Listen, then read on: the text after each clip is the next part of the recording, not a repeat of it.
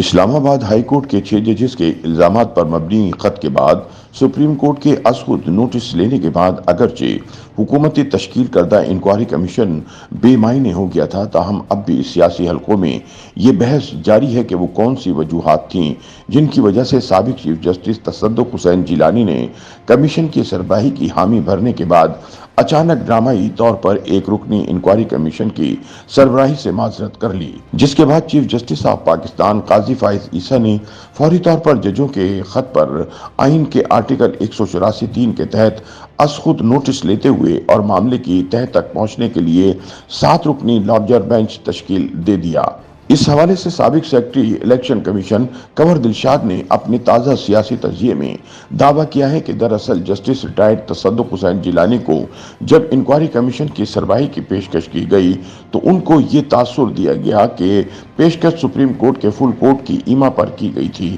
اور متفقہ طور پر ان کا نام تجویز کیا گیا تھا۔ جسٹس ریٹائرڈ تصدق حسین جیلانی نے اپنے طور پر جب سپریم کورٹ کے بعض ججوں سے رابطہ کیا تو انہیں وہاں تقسیم نظر آئی۔ اس اندرونی کیفیت کو دیکھتے ہوئے انہوں نے انکوائری کمیشن کی سربراہی نہ کرنے کا فیصلہ کیا، جبکہ دوسری جانب انہوں نے اسلام آباد ہائی کورٹ کے 6 ججوں کے خط کا گہرائی سے مطالعہ کیا اور وفاقی حکومت کے انکوائری کمیشن بارے جاری کردہ ٹرمز آف ریفرنس کا جائزہ لیا تو ان کو محسوس ہوا کہ وفاقی حکومت کی عجلت میں تیار کردہ قواعد و ضوابط آئین کے آرٹیکل 209 سے متضاد ہیں، اور اسلام آباد ہائی کورٹ کے 6 ججوں نے یہ خط جوڈیشل کونسل کے جج اور چیف جسٹس آف پاکستان کے نام لکھا ہے اور ان کے نزدیک یہ عدالتی ترجیحات کی خلاف ورزی کے مترادف ہوگا کہ ایک ایسا معاملہ جو کہ سپریم جوڈیشل کونسل یا سپریم کورٹ کے دائرہ اختیار میں آتا ہے اس پر کمیشن بنے۔ دراصل جسٹس ریٹائرڈ تصدق حسین جیلانی کو اندازہ ہو گیا تھا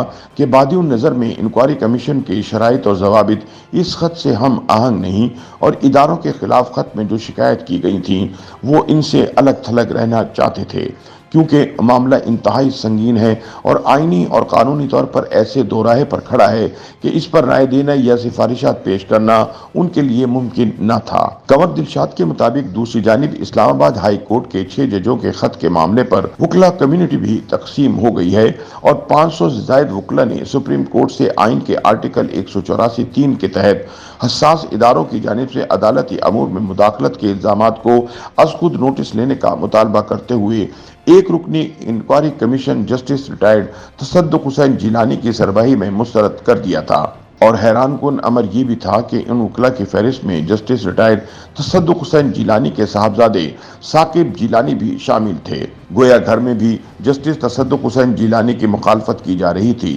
کنور دلشاد کے مطابق جسٹس تصدق حسین جیلانی نے اپنے صاحبزادے کی ناراضگی کا گہرا اثر لیا اور انکوائری کمیشن کی سربراہی قبول کرنے کے بعد معذرت کر لی۔ کنور دلشاد کا مزید کہنا ہے کہ تصدق حسین جیلانی کا نام جولائی 2018 کے انتخابات کے دوران بطور نگران وزیر اعظم بھی گردش کرتا رہا، لیکن مقتدر حلقوں نے سابق چیف جسٹس ناصر الملک پر اچانک اتفاق کر لیا، حالانکہ اندرونی طور پر عمران خان نے بھی ان کے نام پر رضامندی کا اظہار کر دیا تھا۔ کنور دلشاد کے مطابق وفاقی حکومت ان دنوں حساس اداروں کے ماضی کے اہم فیصلوں کی وجہ سے تاریک گلی میں کھڑی نظر آ رہی ہے، کیونکہ فیض آباد دھرنا کیس پر قائم ہونے والے کمیشن نے اپنی تحقیقات مکمل کر لی ہیں، جس میں یہ باور کیا جا رہا ہے کہ ISI کے انٹرنل ونگ کے سربراہ میجر جنرل فیض حمید تحریک لبیک پارٹی کے فیض آباد دھرنے کے معمار تھے۔ یہ رپورٹ بھی بڑی اہمیت کی حامل ہے اور اس کے نتائج بہت دور تک جائیں گے،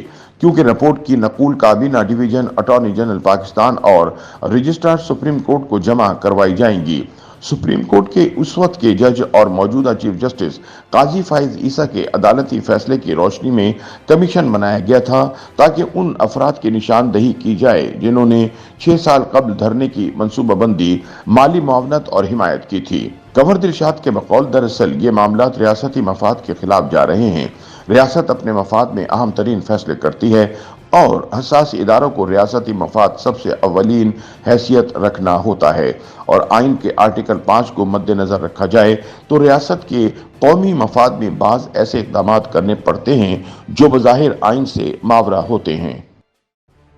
YouTube पर गूगली न्यूज देखने के लिए youtube.com की सर्च बार में गूगली न्यूज टीवी टाइप करें। गूगली न्यूज के पेज पर सुर्ख रंग के सब्सक्रिप्शन वाले बटन पर क्लिक करना ना भूलिए। YouTube पेज पर अपलोड होने वाली वीडियोस से बाखबर रहने के लिए बेल आइकन पर क्लिक कीजिए। आपको हर नई वीडियो के बारे में नोटिफिकेशन मौसूल हो जाएगा।